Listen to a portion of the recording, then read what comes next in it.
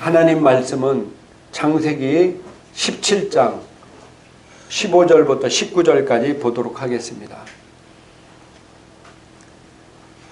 같이 한번 읽도록 하겠습니다.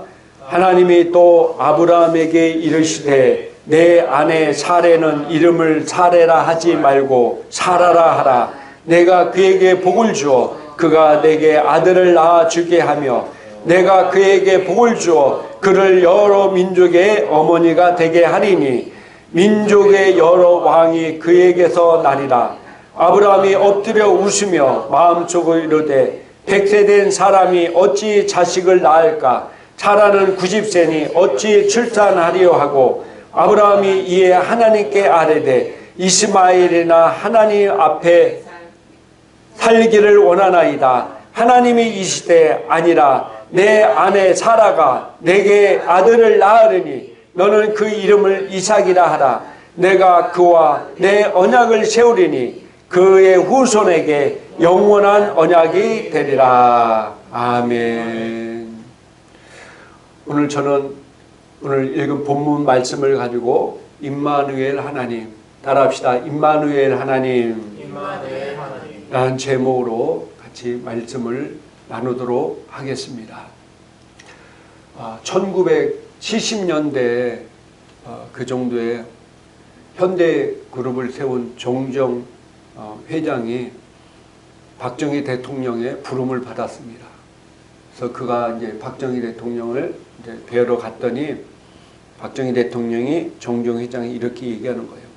지금 중동에는 오일 머니가 넘쳐서 큰 공사를 많이 하는데 우리가 진출하면 좋겠는데 관료들을 거기서 한 시장 조사를 보냈더니 여기는 너무 더워서 물이 없어서 여기 도저히 할 수가 없습니다. 이 사막에서 우리가 할 수 있는 게 뭐가 있겠습니까? 라고 얘기하는데 내가 너무 답답하다. 당신이 가서 한번 조사를 해보고 당신이 많이 불가능하다고 하면 내가 깨끗이 포기하겠다. 그래서 정정 회장이 중동 지역을 이렇게 갔습니다. 갔다 와서 박정희 대통령에게 이렇게 보고합니다. 대통령 각하. 그곳은요, 너무 공사하기가 좋습니다. 1년 내내 비가 안 옵니다. 그리고 더우면은 밤에 하면 됩니다. 그럼 물은 어떻게 할까요? 물은 중동에서 석유를 사갖고 가서 다시 올 때 거기다가 우리나라에서 그 배에 물을 가득 채워서 오면 됩니다. 그렇게 보고를 해서 우리나라가 그때 1970년대 보릿고개를 넘고 다 힘들을 때 우리나라가 중동에 진출해서 우리 경제 성장에 큰 이바지하는 계기가 되었다는 것입니다. 여러분들이 이런 얘기를 들으면은 막 가슴이 뜨거워지고요. 또 도전이 됩니다.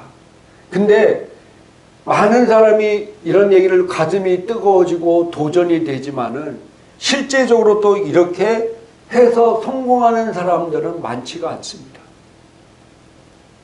인간의 의지는 한계가 있기 때문인 것입니다.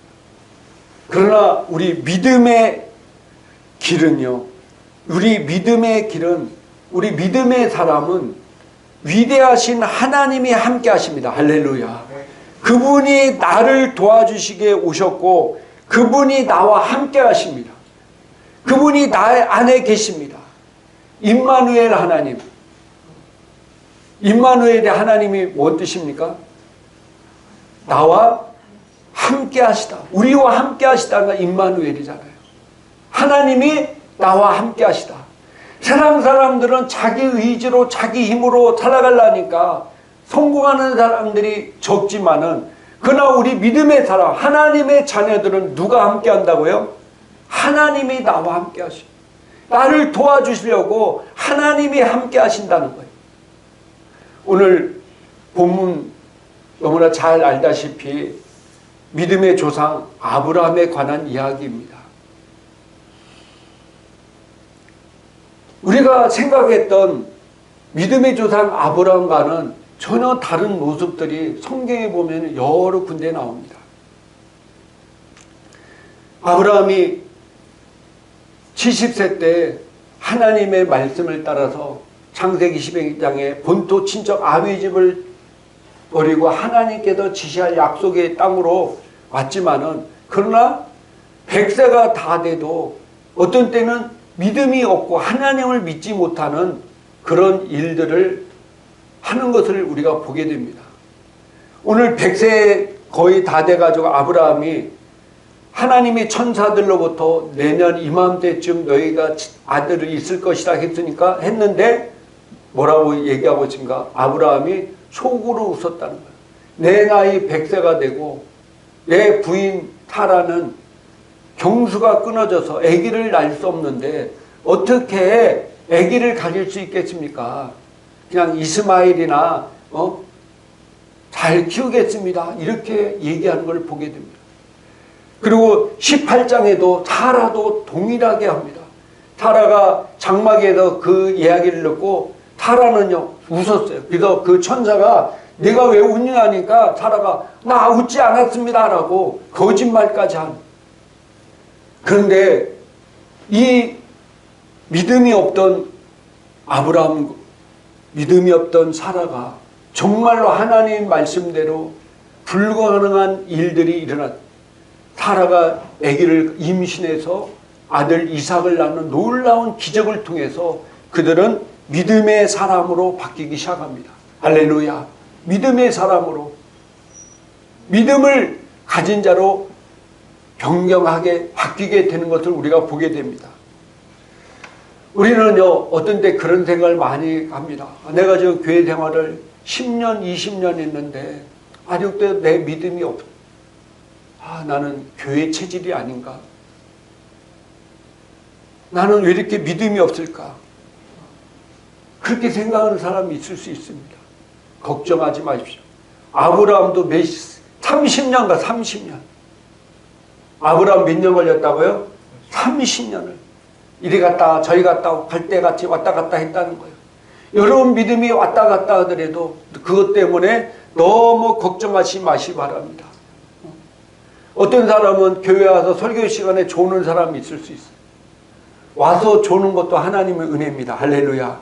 안 조르면 더 좋겠지만은, 그러나 교회 와서 어떤 때 조는 것도 당연할 수 있어요. 근데 중요한 것은 어떻든 저떻든 간에 꾸준히 주님 앞에 붙어 있어야 하면은 우리는 놀랍게 성장한다는 사실입니다. 요한복음 15장에 너희는 하나님은 포도나무요 너희는 가지라고 그랬어요. 가지가 포도나무에 붙어 있기만 하면은 많은 열매를 맺는다는 거예요. 어느 지역에 대추왕을 뽑는 그런 축제가 있었습니다. 그래서 그 사람이 대추왕에 뽑혔대요. 그 집 대추는 얼마나 크기도 크고 맛도 좋고 단단한지. 근데 그 사람을 보니까 무슨 유명한 대학을 나온 것도 아니고 그에 대해서 공부를 많이 한 것도 아니고, 그분의 비결을 들으니까 뭐라고 얘기하냐면은 나는 이 대추밭에 3년 동안을 계속해서 좋은 것으로 계속해서 걸음을 줬다는 거예요. 그래서 3년이 지나서 그 밭이 옥토밭으로 바뀌니까 열매는 뭐예요? 자동적으로 좋은 걸로 맺을 수밖에 없다는 거예요.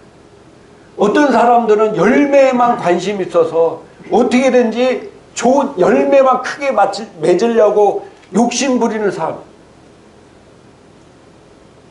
근데 그분은 그거 열매에는 관심이 없고 밭을 옥토밭 만드는 그런 작업만 했다는 거예요.